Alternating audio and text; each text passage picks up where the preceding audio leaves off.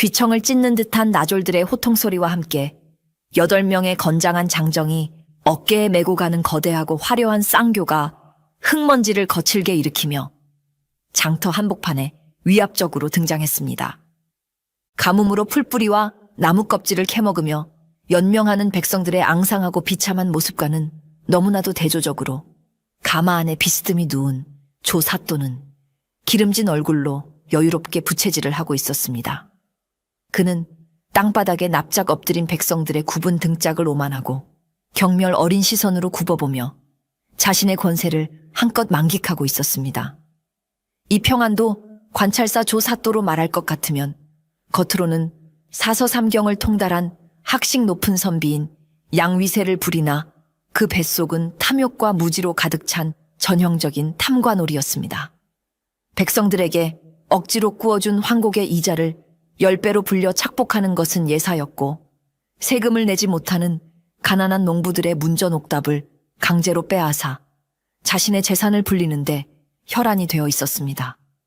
그의 행차길 앞에서는 길가의 개미 새끼 한 마리조차 숨을 죽여야 했으니 장터에 모여있던 남녀노소 가릴 것 없이 모든 백성이 두려움에 사시나무 떨듯 떨며 흙바닥에 이마를 찍고 있었습니다. 감히 고개를 들고 사또를 쳐다보는 것은 곧 죽음을 의미하는 무시무시한 폭정의 시대였습니다. 요란한 징소리와 꽹과리 소리가 고을을 뒤흔들며 장터의 공기를 무겁게 짓누르는 가운데 나졸들은 길을 비키는 속도가 느린 늙은이나 아이들을 가차없이 채찍으로 후려치며 공포 분위기를 조성했습니다. 어허, 동작이 굼뜬 것들은 모조리 하옥하여 곤장을 칠 것이다. 앞장선 이방의 표독스러운 호통이 떨어지자 행여나 불똥이 튈까 겁에 질린 백성들은 서로의 몸을 부둥켜 안고 흙먼지 속으로 더욱 깊이 몸을 웅크렸습니다. 평화롭던 장터는 순식간에 도살장 앞에 소떼처럼 참담하고 비굴한 침묵만이 흐르는 끔찍한 공간으로 변해버렸습니다. 누구 하나 이 숨막히는 폭압에 한꺼할 엄두조차 내지 못하는 참혹한 전경이 펼쳐지고 있었습니다. 나졸들이 헛기침하며 위압적으로 길을 트자 질에 겁을 먹고 혼비백산한 백성들은 모두 흙바닥에 바짝 엎드려 숨조차 제대로 쉬지 못한 채 바들바들 떨고 있었습니다. 그런데 수백 명의 엎드린 앙상한 등짝들 사이로 단 한 사람만이 마치 거센 파도 속에 꼿꼿한 바위처럼 두 다리로 굳건하게 서서 다가오는 가마를 정면으로 응시하고 있었습니다.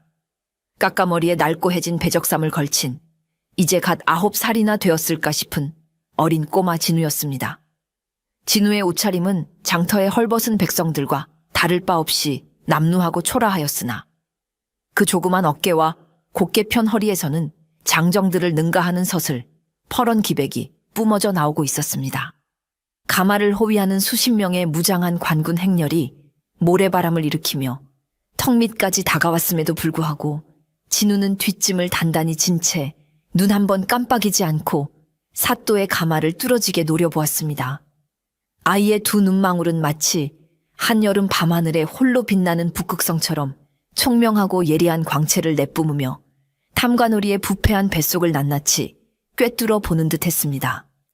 옆에 엎드려 있던 백발의 촐로가 사색이 되어 진우의 낡은 바지춤을 다급하게 잡아당기며 아이야, 제발 내 목숨이 아깝거든. 어서 바닥에 납작 엎드려 머리를 조아리거라 라고 애타게 속삭였지만 아이는 그 간절한 만류와 경고에도 아랑곳하지 않고 그 자리에 요지부동으로 버티고 서 있었습니다. 진우의 이러한 담대한 행동은 단순한 어린아이의 철없는 치기나 반항심에서 비롯된 것이 결코 아니었습니다. 진우는 간신배들의 모함으로 억울하게 이 척박한 평안도 상골로 유배를 온 전직 대제학 송담 할아버지의 슬하에서 엄격한 학문을 익힌 신동이었습니다. 할아버지의 꼿꼿한 선비 정신을 고스란히 물려받아 사서삼경을 두루 통달한 진우의 가슴 속에는 불의에 결코 굴복하지 않는 태산 같은 굳센 배포와 올곧은 기지가 깊게 뿌리내리고 있었습니다. 그렇기에 온 고을 백성의 피를 빨아먹는 악독한 조사또의 뻔뻔한 행차 앞에서 배운 바 도리를 다하기 위해 스스로 굽히지 않는 대나무처럼 우뚝 서 있기를 택한 것입니다. 엎드린 백성들 위로 군림하며 유유자적 앞으로 나아가던 행렬의 선두에 섰던 이방이 길 한가운데에 우뚝 솟은 진우의 모습을 발견하고는 기겁을 하며 멈춰 섰습니다. 선두가 멈칫거리자 뒤따르던 나졸들의 발걸음도 엉키며 8명의 장정이 메고 가던 화려한 쌍가마 역시 쿵소리를 내며 흔들리듯 멈춰 섰습니다. 평소 자신들 앞에서는 그림자조차 밟지 못하던 천한 백성들 사이에서 일개 코흘리게 핏덩이가 고개를 빳빳이 쳐들고 행차를 가로막은 전대미문의 사태에 이방은 눈알이 튀어나올 듯 당황했습니다. 그는 자신의 권위가 실추된 것에 격분하며 채찍을 치켜들고 진우의 코앞까지 쏜살같이 달려갔습니다. 이방은 흉악하게 얼굴을 일그러뜨리며 진우를 향해 핏대를 세우고 짐승처럼 고함을 내질렀습니다. 이 무엄하고 발칙한 핏덩이 놈, 감히 하늘 같은 사또 나으리의 거룩한 앞길을 가로막다니 정녕 내 놈의 목숨이 아깝지 않은 것이냐. 당장 무릎을 꿇고 흙바닥에 머리를 찌으며 대죄하지 못할까. 그의 벼락 같은 호통과 허공을 매섭게 가르는 채찍 소리에도 진우는 눈썹 하나 까딱하지 않았습니다. 오히려 이방의 분노로 찌그러진 얼굴을 똑바로 올려다보며 입가에 가소롭다는 듯 조그만 조소마저 머금고 여유롭게 서 있었습니다. 어른의 살기 어린 끔찍한 위협 앞에서도 눈동자 하나 흔들리지 않는 아이의 그 태연자약하고 당당한 태도에 이방은 도리어 기가 질려버렸습니다.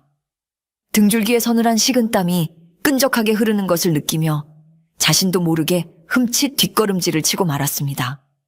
갑작스러운 행차의 정지의 가마 안에서 단잠을 청하려던 조사또의 심기가 몹시 불편해졌습니다. 그는 신경질적으로 가마에 화려한 발을 걷어 올리고 기름진 얼굴에 비릿한 미소를 띠며 흙바닥에 소란을 내려다보았습니다. 허허, 머리에 피도 채 안 마른 조그만 녀석이 겁없이 철을 모르고 방자하게 구는구나. 내 놈의 까막 눈에는 찬란하게 빛나는 본관의 위험 넘치는 관복이 보이지 않는단 말이냐? 조사또는 쥐새끼 한 마리를 다루듯 교만하고 능글맞은 목소리로 진우를 조롱했습니다. 자신이 한마디 던지면 아이가 오줌을 지리며 엎드릴 것이라 굳게 믿어 의심치 않는 탐관오리 특유의 거만한 자태였습니다. 조사또의 비아냥거리는 거만한 질문이 떨어지기가 무섭게 진우는 뒷짐을 쥔 꼿꼿한 자세 그대로 맑고 낭랑한 목소리로 대답을 토해냈습니다. 사또의 몸을 휘감고 있는 그 화려하고 값비싼 관복은 제 두 눈에 아주 똑똑히 잘 보입니다만 저는 나라의 녹을 먹으며 백성을 어버이처럼 돌보는 참된 목민관에게만 존경을 담아 고개를 숙일 뿐입니다. 힘없고 가난한 백성의 고혈을 잔인하게 빨아먹는 더러운 도적 떼거리에게는 허리를 굽혀 절을 하는 법을 단 한 번도 배우지 못했습니다. 진우의 작지만 우렁찬 목소리는 깊은 산속의 맑은 종소리처럼 장터 끝에서 끝까지 또렷하게 메아리치며 널리 울려 퍼졌습니다. 그토록 당돌하고도 무시무시한 발언이 9살 아이의 조그만 입에서 터져 나오자 길가에 숨죽이고 엎드려 있던 수백 명의 백성들은 동시에 헉 하고 억눌린 숨을 거칠게 들이켰습니다. 사또를 면전에서 뻔뻔한 도적 때라칭하는 것은 곧 삼족이 멸할 수도 있는 무서운 대역죄나 다름없었기 때문입니다. 백성들은 아이가 당장 그 자리에서 참혹하게 목이 잘릴까 두려워 눈을 질끈 감았고 옆에 섰던 이방은 너무나도 엄청난 발언에 사색이 되어 턱이 툭 빠질 듯 경악하며 입을 다물지 못했습니다. 하늘을 찌르던 관아의 위세가 촌동네 꼬마의 일격에 관통당하는 기막힌 순간이었습니다. 진우의 거침없는 일침을 정통으로 맞은 조사또의 여유롭던 얼굴은 순식간에 끓는 물에 데인 홍당무처럼 붉게 달아오르며 극도의 분노로 흉측하게 일그러졌습니다. 자신이 평소 입버릇처럼 내세우던 고결한 목민관이라는 명분이 천한 백성의 입, 그것도 어린아이의 입술을 통해 만천하하에서 갈기갈기 찢겨나갔다는 사실에 엄청난 수치심과 사리가 치밀어 오른 것입니다. 쥐새끼처럼 하찮게 여겼던 아이가 자신을 도적으로 규정하자 사또의 눈빛에는 뱀처럼 차갑고 도끼 어린 살기가 맹렬하게 번득이기 시작했습니다. 그는 부채를 집어던지고 가마의 난간을 거세게 부여잡으며 이를 뿌드득 갈았습니다. 뭐라? 감히 나를 도적대라 칭하였느냐? 이 천하에 버르장머리 없는 역적놈을 보았나? 여봐라. 나졸들은 당장 저 요망한 핏덩이를 끌어내어 무릎을 꺾고 어두운 옥에 가두어라. 조사또가 이성을 잃고 핏대를 세우며 길길이 날뛰었습니다.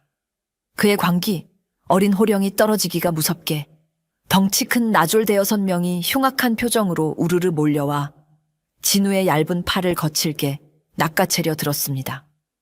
험악한 어른들의 무력 행사 앞에서도 진우는 결코 뒤로 물러서거나 두려운 기색을 보이지 않았습니다. 오히려 눈을 부릅뜨고 양팔을 크게 벌려 달려드는 나졸들을 위풍당당하게 제지하며 다시 한번 벼락같이 일갈했습니다. 잠깐 그 자리에 멈추시오. 사또는 명색이 한 고을의 법도를 수호하는 으뜸 재판장이면서 백성의 죄가 있고 없음을 올바른 이치로 명명백백히 따지기도 전에 권력과 억지 힘으로 짓누르려 하십니까? 논리로 상대하지 못하고 덮어놓고 무력부터 행사하려 드는 것은 사또 스스로가 법을 무시하는 무도한 도적의 무리임을 수백 명의 백성 앞에서 똑똑히 인정하는 꼴입니다. 아이의 입에서 폭포수처럼 쏟아지는 너무나도 정연한 논리와 날카로운 법적 지적에 달려들던 나졸들은 흠칫 놀라 서로의 눈치만 보며 엉거주춤 멈춰 설 수밖에 없었습니다.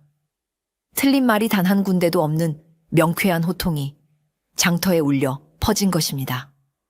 진우의 한치 어긋남 없는 호통에 엎드려 있던 군중 사이에서 작지만 웅성거리는 소리가 걷잡을 수 없이 번지기 시작했습니다. 저 어린 꼬마 도령의 말씀이 100번 지당하다. 사또가 말문이 막히니 애먼 아이에게 힘자랑을 하려는구나. 수군거리는 백성들의 눈빛에는 분노와 조롱이 섞여 있었습니다. 이 상황을 짐작한 조사또는 자신의 체면이 진흙탕에 처박히는 것을 느끼며 극도의 당혹감에 휩싸였습니다.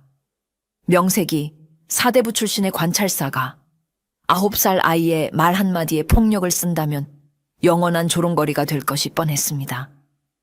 체면과 이목을 중시하는 사또는 붉어진 얼굴을 실룩거리며 억지로 나졸들을 물릴 수밖에 없었습니다.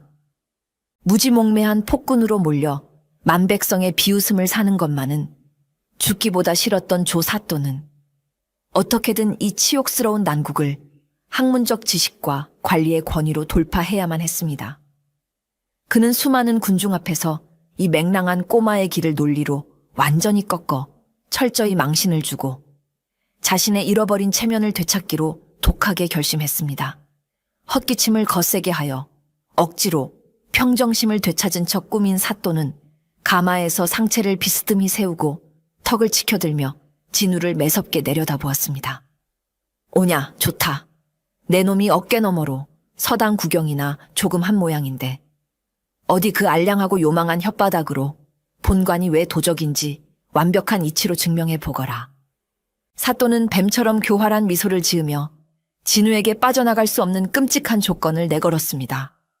만약 네가 뱉어내는 말이 옛 성현들의 가르침에 맞지 않는 불경한 헛소리이거나 한치의 억지라도 섞여 있다면 관장을 모욕한 중죄를 엄히 물어 내 놈은 물론이고 너를 낳고 기른 내 부모의 죄까지 가혹하게 문초하여 평생 관노비로 만들어버릴 것이다. 자, 어디 한번 실컷 떠들어 보거라.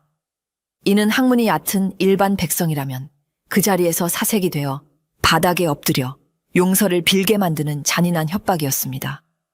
자신은 사서삼경을 줄줄 외우는 양반이니 촌동네 아이의 얕은 지식쯤이야 단숨에 박살 낼 수 있다는 교만한 자신감이 깔려 있었습니다. 그러나 조사또의 오만방자한 제안 앞에서도 진우는 조금의 동요도 보이지 않았습니다. 오히려 그 덫을 간절히 기다렸다는 듯 진우의 입가에는 여유롭고도 서늘한 미소가 부드럽게 번졌습니다. 아이는 몸의 중심을 곧게 잡고 뒷짐을 야무지게 진 채 수백 명의 시선이 집중된 장터 한가운데서 마치 늙은 학자처럼 당당한 자태를 뽐냈습니다. 그리고는 잠시 숨을 고르더니 어른들도 그 뜻을 헤아리기 어려워하는 유교의 위대한 경전, 사서삼경 중에서도 임금의 도리를 가장 엄격하게 꾸짖는 맹자의 날카로운 구절을 자신의 첫 번째 반격 무기로 자신 있게 꺼내 들었습니다. 본격적인 지식의 칼춤이 시작된 것입니다. 진우는 헛기침을 한 번 하고는 수십 년 글 공부에 매진한 깐깐한 대선비처럼 막힘없는 유창한 솜씨로 어른들도 달달 외우기 힘든 맹자이루 하편의 핵심 구절을 낭낭하게 읊기 시작했습니다. 사또께서는 똑똑히 들십시오. 옛날 맹자께서 천하를 호령하던 제선왕에게 엄중히 이르시기를 군주가 신하와 백성을 흙먼지나 지푸라기처럼 하찮게 여기면 백성은 그 군주를 도적이나 철천지원수처럼 여긴다고 분명하게 가르치셨습니다. 꼬마의 입에서 터져나온 흠잡을 데 없는 완벽한 한문 구절과 그에 담긴 서슬퍼런 의미에 학문을 좀 안다는 고을 선비들조차 속으로 감탄을 금치 못했습니다.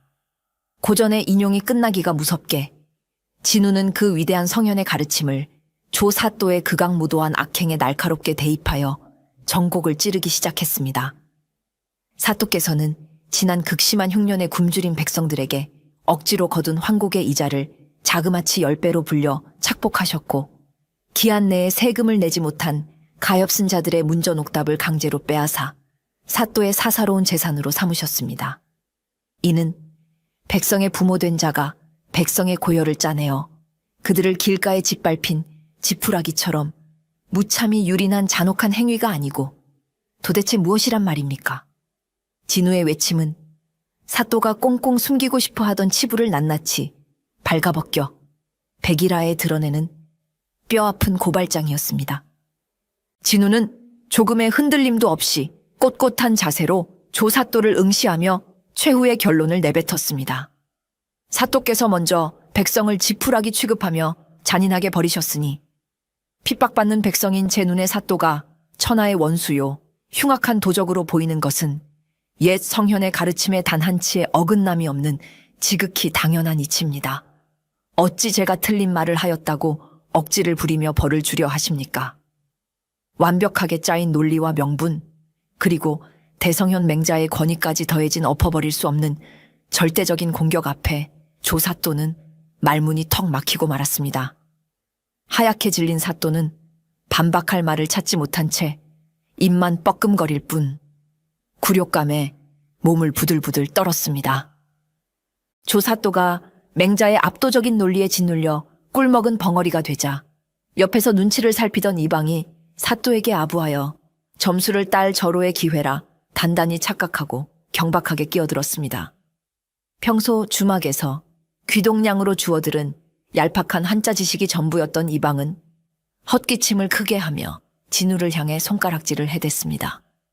네 이놈, 어디서 길바닥에서 주워들은 알량한 구절 하나로 입방정을 떨며 요망을 부리느냐. 공자님께서 논어에 분명히 이르시기를 백성은 위에서 시키는 대로 무조건 고개를 숙이고 따라야 한다고 엄히 하교하셨거늘 어찌 천한 백성 주제에 감히 관장에게 꼬박꼬박 말대꾸를 한단 말이냐.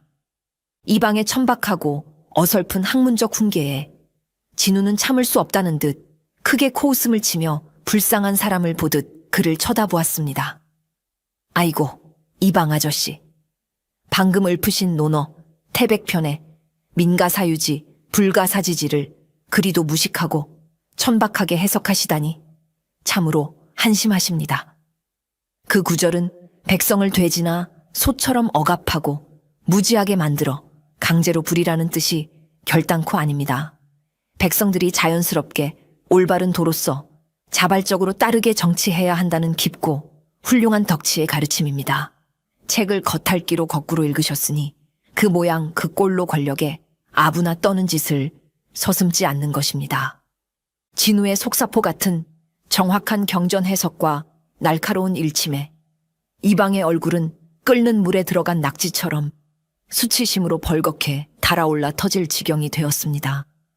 학문의 깊이는커녕 글자의 참뜻조차 알지 못한 채 나대다가 9살 꼬마에게 완벽하게 논박당한 꼴이 참으로 우스꽝스럽고 찌질했습니다.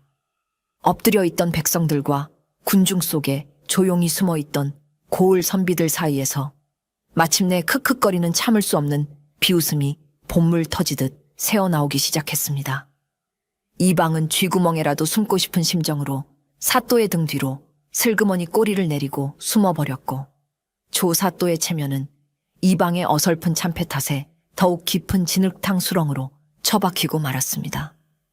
학문적 기피에서 완벽하게 망신을 당한 조사또는 어떻게든 국법과 임금에 대한 충성심이라는 방패 뒤로 비겁하게 숨어 억지로 평정심을 찾으려 안간힘을 썼습니다. 그는 근엄한 척 목소리를 굵게 내리깔며 궁색한 변명을 늘어놓기 시작했습니다. 이 발칙한 놈아, 내가 백성들에게 가혹하게 세금을 거둔 것은 내 사리사욕을 채우기 위함이 결코 아니다. 모두 텅 빈 나라의 국고를 든든히 채우고 한양에 계신 지존하신 전하를 극진히 모시기 위한 나의 피 끓는 충심에서 비롯된 것임을 어찌 모른단 말이냐. 한낱 총우석에 피 덩기인 내 놈이 어찌 나라의 거대한 살림살이와 관리의 깊은 충정을 함부로 재단하려 드느냐. 그러나 진우는 사또의 알량한 변명을 듣고는 더욱 기가 차다는 듯 코웃음을 쳤습니다. 아이는 자그마한 손가락을 들어 사또의 어깨를 휘감고 있는 화려하고 윤기나는 비단옷을 매섭게 삿대질하며 외쳤습니다. 충심이라고 하셨습니까? 참으로 가증스럽습니다. 지금 사또의 발밑에 엎드린 백성들은 지독한 가뭄과 굶주림에 지쳐 초근목피로 간신히 목숨을 연명하다 못해 매일같이 길가에 쓰러져 죽어나가고 있습니다. 그런데 사또의 그 넓디넓은 관아 곳간에는 차마 다 먹지도 못할 쌀가마니가 산더미처럼 쌓여 벌레가 먹고 썩어 문드러지고 있지 않습니까? 그것이 진정 백성을 어버이처럼 돌보는 목민관의 자태입니까? 진우의 쩌렁쩌렁한 호통은 멈추지 않고 더욱 날카롭게 사또의 썩은 폐부를 찔렀습니다. 게다가 사또께서 거만하게 두르고 계신 그 화려하고 비싼 비단옷 한 벌을 만들기 위해 도대체 몇 명의 가엾은 백성이 굶주린 배를 움켜쥐고 밤낮 없이 배틀에 앉아 붉은 피눈물을 흘리며 땀을 쥐어짜야 했는지 한 번이라도 헤아려 보셨습니까? 천하의 모든 이치가 그러하듯 나라를 굳건히 지탱하는 진짜 뿌리와 근본은 바로 백성입니다. 나라의 튼튼한 근본을 말려 죽이면서 어찌 감히 임금께 충성한다고 변명하십니까? 이는 아름다운 꽃을 피우겠다며 멀쩡한 나뭇가지를 잔인하게 꺾어 그 상처에 맹물을 붓겠다는 참으로 어리석고 뻔뻔한 궤변에 불과합니다. 진우의 입에서 쉴 새 없이 폭포수처럼 쏟아지는 날카로운 비유와 거침없는 비판은 길가에 엎드려 숨죽이고 있던 백성들의 처절한 굶주림과 피눈물 나는 현실에 너무나도 완벽하고 정확하게 맞닿아 있었습니다. 아이의 말 한마디 한마디는 백성들이 가슴속으로 숨 한 번은 부르짖고 싶었으나 관아의 몽둥이가 두려워 차마 입 밖으로 내뱉지 못했던 뼈아픈 진실 그 자체였습니다. 9살이라는 어린 나이가 무색할 만큼 깊은 통찰력으로 사또의 더러운 모순을 하나하나 해체해 나가는 진우의 모습은 마치 거대한 몸집의 흉악한 호랑이를 구석으로 몰아넣고 숨통을 조이는 용맹한 사냥개의 기세를 방불케 할 정도로 압도적이고 위풍당당했습니다. 진우는 아직 끝나지 않았다는 듯 숨을 깊게 들이마시고는 다시 한번 사또를 향해 언어의 시퍼런 비수를 날렸습니다. 사또께 마지막으로 정중히 묻겠습니다. 사또는 사나운 늑대로부터 양떼를 지키기 위해 주인이 파견한 훌륭한 양치기 개입니까?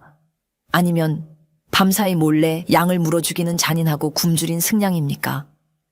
가엾은 백성을 지키고 따뜻하게 보살피라고 임금께서 사또를 이 고을에 보냈거늘 정작 사또는 포동포동 살이 쪄서 배가 터지려 하고 지켜야 할 양들은 먹이를 다 빼앗겨 뼈만 앙상하게 남아 죽어가고 있습니다. 주인이 맡긴 귀한 양을 물어 죽이는 개를 어찌 충견이라 부르며 어찌 도적이라 부르지 않을 수 있겠습니까? 이 통렬하고도 무자비한 짐승의 비유 앞에 조사또가 겹겹이 단단하게 두르고 있던 알량한 체면과 위선적인 명분의 갑옷은 만천하의 군중 앞에서 그야말로 갈기갈기 찢겨 흔적도 없이 사라져 버렸습니다. 고상한 학식으로 아이를 찍어 누르려던 그의 오만한 계획은 오히려 자신을 올가매는 가장 치명적인 올가미가 되어 목을 강하게 조르고 있었습니다. 더 이상 어떤 경전의 구절로도 어떤 충신의 흉내로도 진우의 서슬퍼런 논리를 반박할 수 없게 된 사또는 마치 벌거벗겨진 채 차가운 겨울거리에 내동댕이 쳐진 듯한 끔찍한 수치심에 휩싸여 가마의 손잡이만 부서져라 꽉 움켜쥐고 부들부들 떨기만 할 뿐이었습니다. 지식과 논리의 대결에서 씻을 수 없는 완벽한 패배를 당하고 바닥까지 미천이 드러난 조사또는 어떻게든 이 치욕스러운 상황을 모면하기 위해 최후의 발악을 시작했습니다.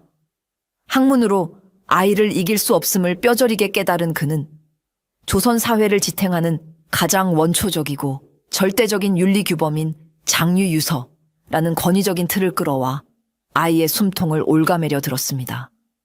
이는 지식의 깊이가 얕은 어른들이 논리에서 밀릴 때 군겨지책으로 꺼내드는 전형적이고 비겁한 도피처이자 나이 권력을 앞세운 억압이었습니다. 사또는 헛기침을 하며 짐짓 가장 근엄하고 꾸짖는 듯한 목소리로 화제를 급격히 돌려버렸습니다. 네 이놈, 혀가 아무리 유창하고 어려운 경전을 줄줄 잘 외운다 한들 인간이 갖추어야 할 가장 기본적인 예의 범절을 모른다면 그것이 길짐승과 다를 바가 도대체 무엇이냐.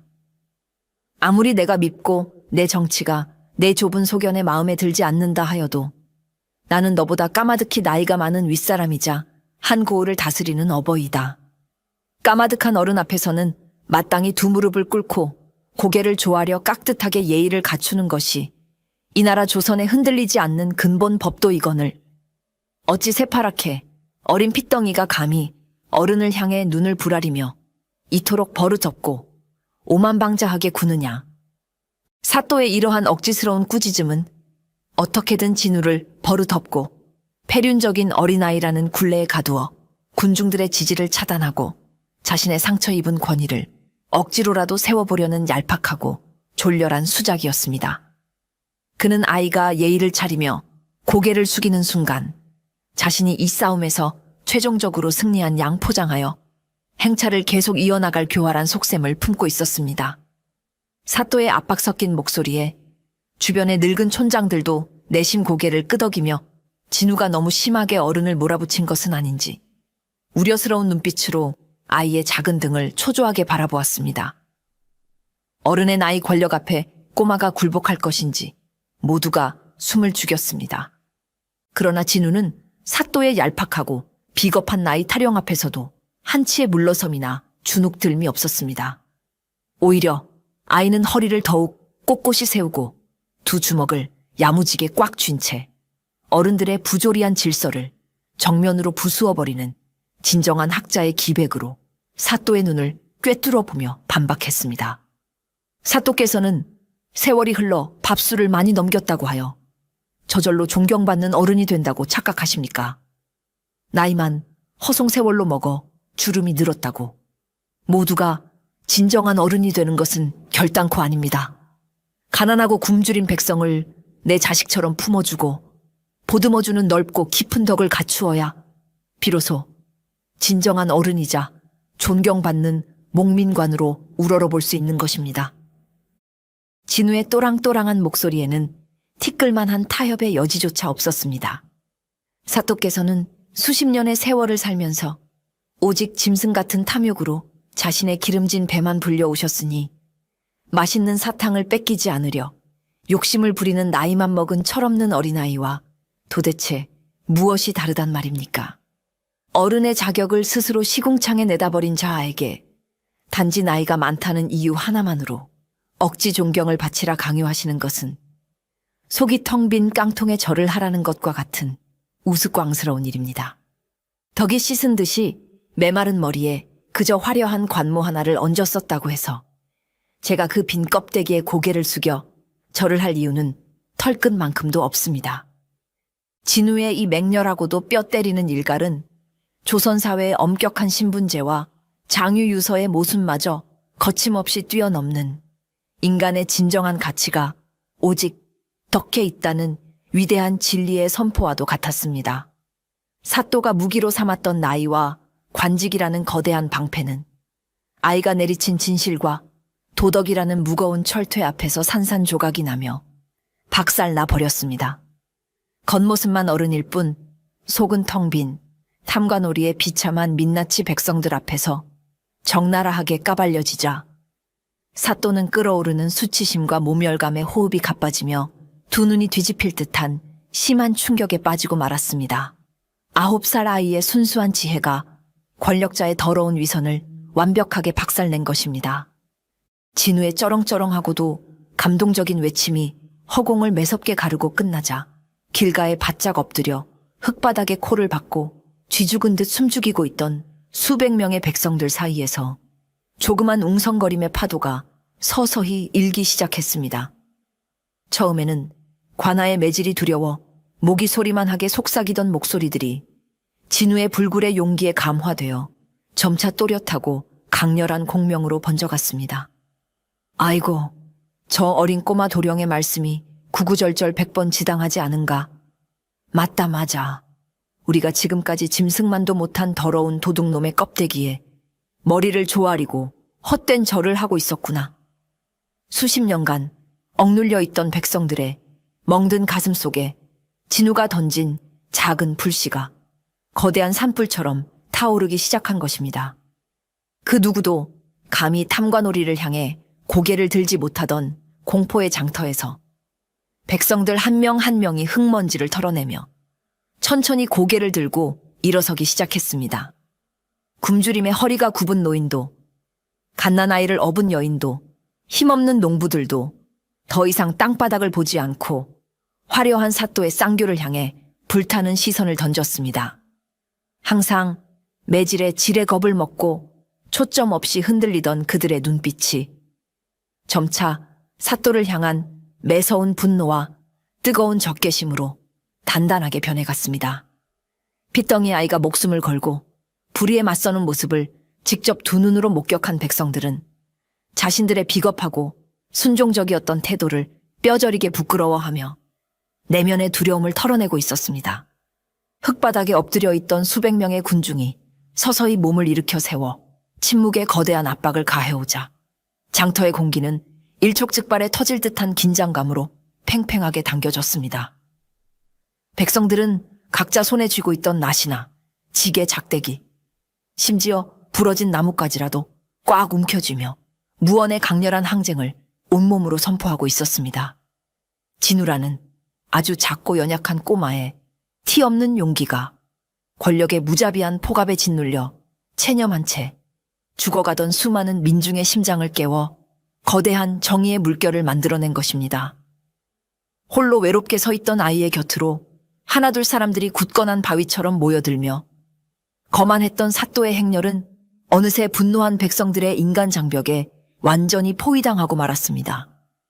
자신을 향해 굽실거리던 수백 명의 군중이 일제히 고개를 쳐들고 저기에 찬 눈빛으로 사방을 에워싸자 푹신한 가마 위에 앉아있던 조 사또는 극도의 공포와 치명적인 수치심에 사로잡혀 마침내 이성을 완전히 잃고 말았습니다. 고상한 양반의 탈을 쓰고 버리려던 학문적 대결이고 알량한 체면이고 뭐고 모두 헌신짝처럼 내던져버린 그는 짐승처럼 입에 거품을 물고 발악하기 시작했습니다. 자신의 절대적인 권위가 일개 핏덩기의 새치혀에 붕괴되고 쥐새끼처럼 밟으면 밟히던 백성들이 들고 일어나는 이 기막힌 현실을 그의 썩은 머리로는 도저히 받아들일 수가 없었던 것입니다. 가마 위에서 펄펄 뛰며 삿대질을 해대는 사또의 모습은 그야말로 미치광이의 추악한 발악 그 자체였습니다. 이것들이 단체로 귀신이 들려 단단히 미쳤구나. 감히 하늘 같은 관장에게 대들다니 역모를 꾸밀 셈이냐. 저 요망하고 앙큼한 핏덩이가 어리석은 백성들을 교묘하게 선동하여 신성한 관할을 능멸하고 나라의 기강을 뒤흔들고 있다. 여봐라, 나졸들은 뭣들 하고 서 있느냐. 당장 저 꼬마 놈을 굵은 오랏줄로 꽁꽁 묶어 무릎을 당장 부러뜨려라. 그리고 반역에 동조하여 건방지게 들고 일어나는 놈들도 모조리 몽둥이로 때려 죽여 차디찬 옥에 하옥하라.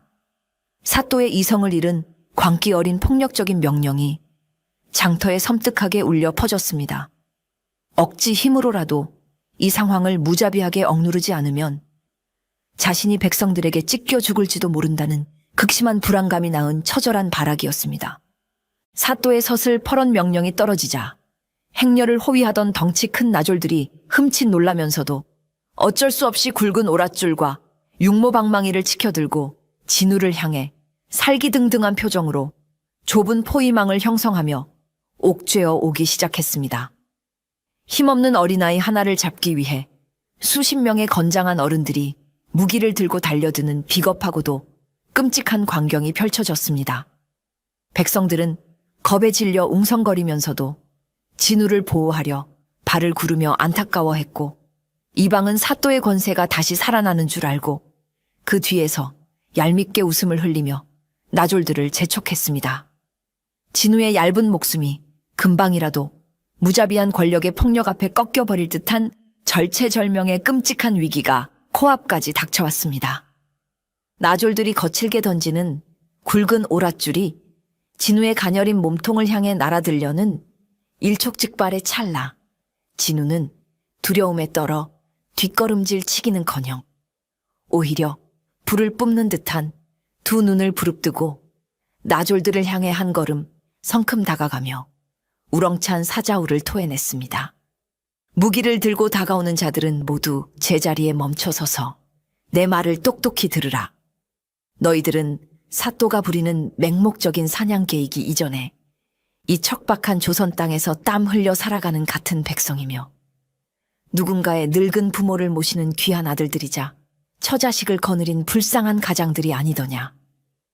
목숨이 오가는 위기 앞에서도 결코 위축되지 않는 꼬마의 결연하고 피 끓는 호통은 무기를 든 어른들의 발걸음을 일순간에 얼어붙게 만드는 기이한 마력을 지니고 있었습니다. 진우는 삿대질을 하며 사또의 가마와 관아 쪽을 매섭게 번갈아 가리켰습니다. 지금 사또의 거대한 창고에서 쥐떼들이 파먹으며 썩어가고 있는 저 수천 가마니의 하얀 쌀들은 도대체 어디서 난 것인가? 바로 너희들의 늙고 병든 부모와 어린 자식들이 논밭에서 피땀을 줄줄 흘리며 허기진 배를 쥐어짜 바친 눈물, 어린 곡식이 아니더냐. 가뭄에 굶어 죽어가는 너희의 핏줄은 철저히 외면한 채 자신의 기름진 배만 불리는 저 탐욕스러운 도둑을 지키기 위하여 오직 백성의 살 길을 대변하여 바른 말을 한 어린아이의 피를 기어이 너희들의 더러운 손에 묻히겠단 말이냐. 진우의 절절한 외침은 관군의 명령에 맹목적으로 따르던 나졸들의 마비된 양심을 가장 깊숙하고 아프게 찌르고 들어갔습니다. 진우의 뼈를 깎는 호소는 기적 같은 변화를 만들어냈습니다. 무기를 치켜들었던 나졸들은 흠칫 놀라며 서로의 흔들리는 눈빛을 교환했습니다. 그들 역시 가난한 백성 출신으로 흉년에 가족들이 굶어 죽어가는 처참한 현실을 보며 속으로 사또를 원망하고 피눈물을 삼키던 자들이었습니다. 사또의 명령보다 꼬마의 진실된 호소가 그들의 마음에 더 큰 울림을 주자 쥐고 있던 무기의 무게가 청은망은 무겁게 느껴졌습니다. 내 가족을 굶기는 자를 위해 이럴 수는 없지. 누군가 떨리는 목소리로 중얼거리며 몽둥이를 내려놓자 약속이나 한 듯 하나둘씩 창과 오랏줄이 힘없이 흙바닥으로 툭툭 떨어졌습니다. 무자비한 권력의 폭력성이 아이의 순수하고 진실한 말 한마디에 완전히 무장해제되는 경이로운 순간이었습니다. 자신의 든든한 수족과도 같았던 나졸들마저 일제히 무기를 흙바닥에 내던지고 꼬마의 말에 동조하는 듯한 태도를 보이자 가마 위에 앉아있던 조사또는 얼굴이 잿빛으로 변하며 사시나무 떨듯 격렬하게 떨기 시작했습니다. 백성들은 자신을 매섭게 적대하고 군사들마저 명령을 어기는 초유의 사태에 사또는 완전히 고립된 불쌍한 쥐 신세가 되었습니다. 극도의 수치심과 공포에 휩싸인 그는 마침내 핏대를 세우며 가마에서 쿵 하고 거칠게 뛰어내렸습니다. 그리고는 붉게 달아오른 얼굴로 거친 숨을 헐떡이며 진우의 멱살을 억지로 잡아채기 위해 미친 듯이 달려들려 했습니다. 권위가 무너지자 남은 것은 치졸한 힘자랑뿐이었습니다. 사또의 거친 소나기가 다가오는 아찔한 순간에도 진우는 조금도 물러서지 않고 오히려 입가에 깊은 조소를 머금은 채 사또를 향해 더욱 날카롭게 쏘아붙였습니다. 사대부의 우두머리요 학문의 깊이가 바다와 같다고 스스로 자처하는 관찰사가 고작 9살 난 어린아이 하나를 학문과 논리로 당당하게 이기지 못해 짐승처럼 억지 힘을 쓰려 하십니까? 힘으로 저를 억누를 수는 있어도 당신의 무식함과 비겁함을 지켜보는 수백 명 백성들의 조롱은 영원히 억누르지 못할 것입니다.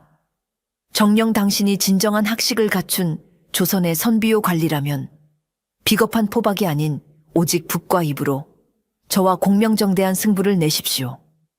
진우는 모두가 똑똑히 들을 수 있도록 목소리를 한껏 높여 최후의 지식 대결을 맹렬하게 제안했습니다. 제가 이 수백 명의 백성들이 지켜보는 공개적인 자리에서 사서삼경과 성현의 도리로 사또의 학문과 썩은 논리를 완벽하게 무너뜨린다면 자신의 무지함과 부도덕함을 스스로 인정하고 당장 그 자리에서 곡간 열쇠를 백성들에게 넘기십시오. 만약 저의 학문이 부족하여 사또의 깊은 이치에 논리적으로 굴복한다면 이 자리에서 제 패배를 기꺼이 인정하고 영원히 관아의 비천한 노비가 되어 평생 마당의 개똥을 쓸겠습니다. 9살 아이가 조선의 고위 관리를 상대로 벼슬과 일생을 판돈으로 거는 역사상 전무후무한 대결이 성사되려는 찰나였습니다. 수백 명의 백성들이 일제히 숨을 죽이고 지켜보는 숨막히는 긴장감 속에서 조사또는 진우의 대담한 지식 대결 도발을 거절할 명분도 비겁하게 도망칠 구멍도 도저히 찾을 수 없었습니다. 만약 여기서 아이의 정당한 제안을 피하고 억지로 무력을 행사한다면 자신은 학문도 없는 무식한 겁쟁이 폭군으로 팔돼 영원히 낙인 찍힐 것이 뻔했기 때문입니다. 사또는 구겨진 체면을 지키기 위해 애써 온 매무새를 다듬고 씩씩거리며 소리쳤습니다. 오냐 내 놈이 정녕 그 요망한 새치혀로 비참한 노비가 되기를 재촉하는구나. 내 평생을 바쳐 닦은 학문의 깊이가 얼마나 태산 같은지 이 자리에서 똑똑히 보여주마. 그는 어떻게든 어려운 구절을 끌어와 아이를 짓누르려 애써 거만한 표정을 지었습니다. 하지만 이어진 본격적인 논쟁에서 조사또의 얄팍한 미천은 너무나도 쉽고 처참하게 바닥을 드러내고 말았습니다. 진우가 대학, 과, 중용의 깊은 구절들을 자유자재로 넘나들며 목민관이 지녀야 할 진정한 도리와 백성을 구휼하는 정치의 근본을 맹렬하게 묻자 사또는 식은땀을 줄줄 흘리며 제대로 된 답변을 하지 못했습니다. 그는 당황한 나머지 질문과는 전혀 상관없는 엉뚱한 주역의 구절을 인용하거나 앞뒤 문맥이 턱없이 어긋나는 해괴한 궤변만을 군겨지책으로 늘어놓으며 허둥댔습니다. 아이의 예리하고 빈틈없는 논박에 찔릴 때마다 사또의 논리는 종잇장처럼 너덜너덜 찢어졌고 이를 지켜보는 군중 속에서는 노골적인 혀차는 소리가 여기저기서 튀어나왔습니다. 논쟁이 거듭될수록 자신의 무식함이 천하에 까발려지자 극도의 수치심과 분노를 도저히 참지 못한 사또는 결국 학자의 가면을 집어던지고 끔찍한 본심을 군중 앞에서 무심코 내뱉고 말았습니다. 이 무엄한 놈아, 성현의 글이 무엇이 중하냐. 본디 무지렁이 백성들이란 무지하여 배불리 먹이면 게을러져서 반역을 꾀하는 법이다. 그저 짐승처럼 굶기고 쥐어짜야만 비로소 겁을 먹고 관장의 통제에 순순히 따르는 비천한 존재들이란 말이다. 그것이 이 나라를 유지하는 진짜 통치술이다. 흥분하여 토해낸 사또에 이 잔악무도하고 파렴치한 만거는 장터에 찬물을 끼얹은 듯한 섬뜩한 정적을 불러왔고 이는 스스로 무덤을 파는 가장 치명적이고 돌이킬 수 없는 끔찍한 실수가 되고 말았습니다.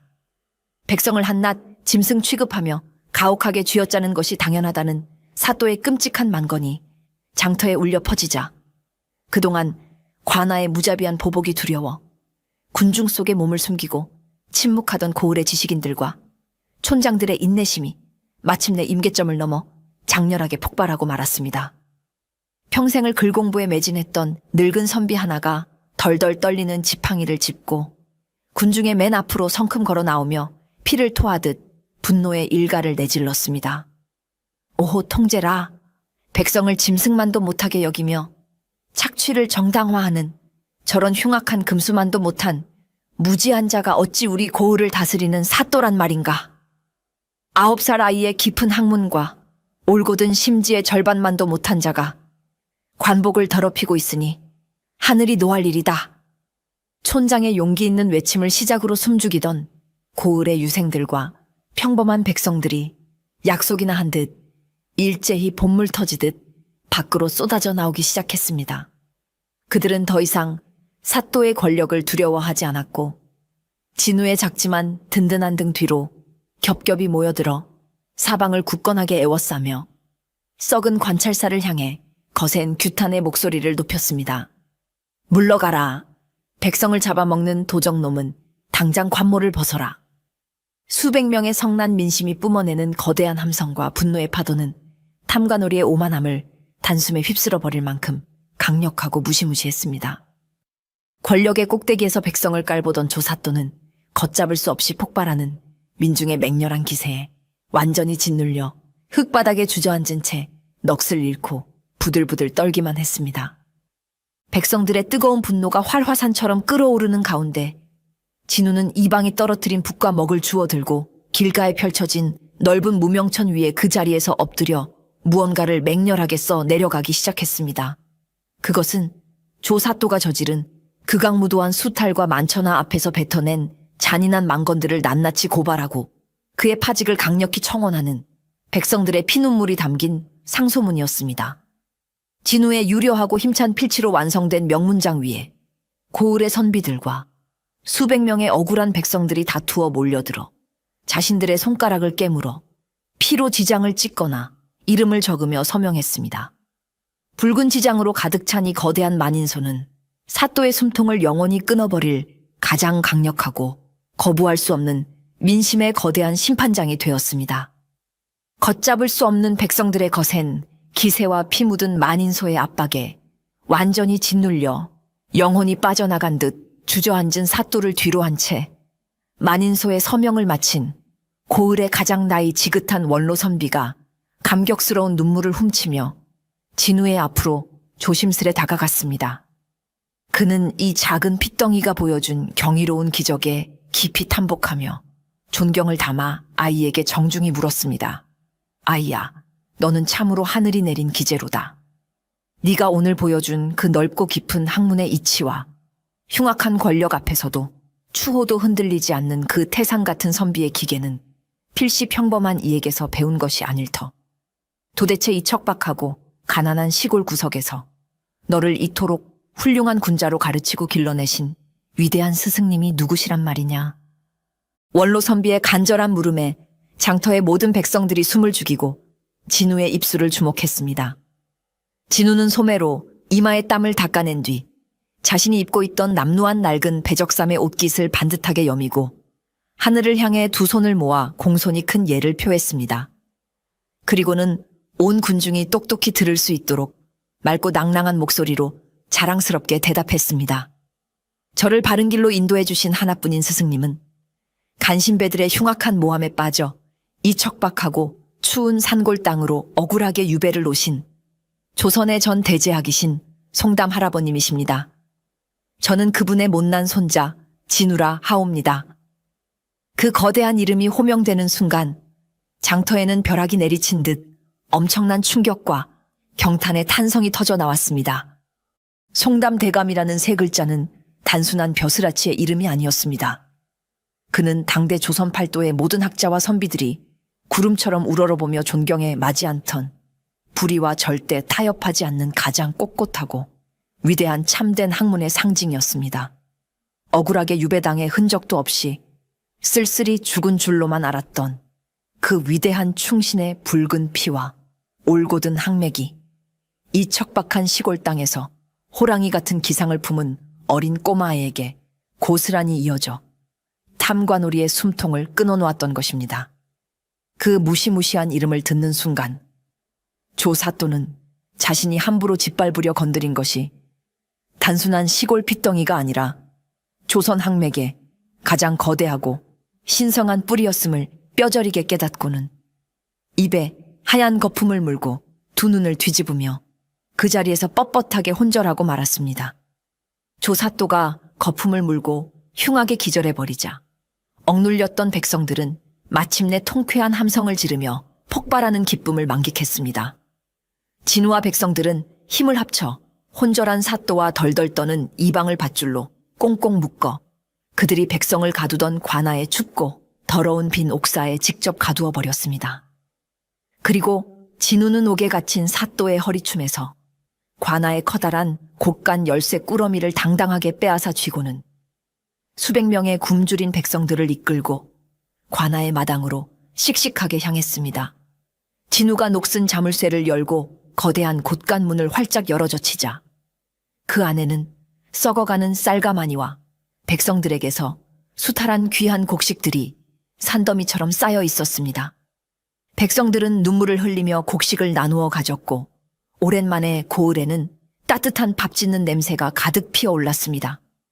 진우가 작성하고 수백 명의 백성과 고을 선비들이 피눈물로 서명한 거대한 만인소는 뜻있는 젊은 선비의 품에 은밀히 숨겨져 밤낮을 쉬지 않고 달려 한양 대궐의 임금에게 무사히 닿았습니다. 붉은 지장으로 얼룩진 상소문을 읽고 평안도의 처참한 참상과 탐관오리의 악행을 낱낱이 알게 된 임금은 크게 분노하여 즉시 어명을 내렸습니다. 옥에 갇혀있던 조사또와 일당들은 한양으로 압송되어 능지처참의 극형에 처해졌고 임금은 만인소를 통해 진실을 알게 해준 송담대감의 억울한 누명을 깨끗이 벗겨주었습니다. 그리고 다시금 그를 한양의 높은 벼슬자리로 정중하게 불러들여 나라의 기강을 바로 세우는 든든한 기둥으로 삼았습니다. 꼬마의 작은 용기가 썩어빠진 조정을 정화하는 거대한 태풍을 몰고 온 것입니다.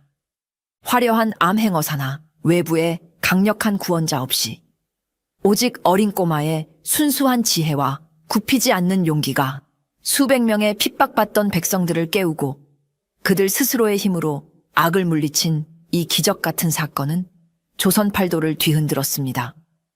훗날 훌륭하게 장성한 진우는 할아버지의 올곧은 가르침을 이어받아 백성들의 아픔을 어루만지고 탐관오리들을 벌벌 떨게 만드는 조선 최고의 명재상으로 우뚝 서게 됩니다. 흙먼지 날리는 장터에서 수백 명의 관군을 가로막고 탐관오리에게 매서운 호통을 쳤던 핏덩이 꼬마의 이야기는 진정한 권력과 세상을 바꾸는 힘은 벼슬아치의 윽박지름이 아니라 불의에 침묵하지 않는 백성의 올곧은 목소리와 깨어있는 이치에 있다는 위대한 진리를 남기며 조선 팔도에 영원히 지워지지 않을 통쾌하고 아름다운 전설이 되었습니다.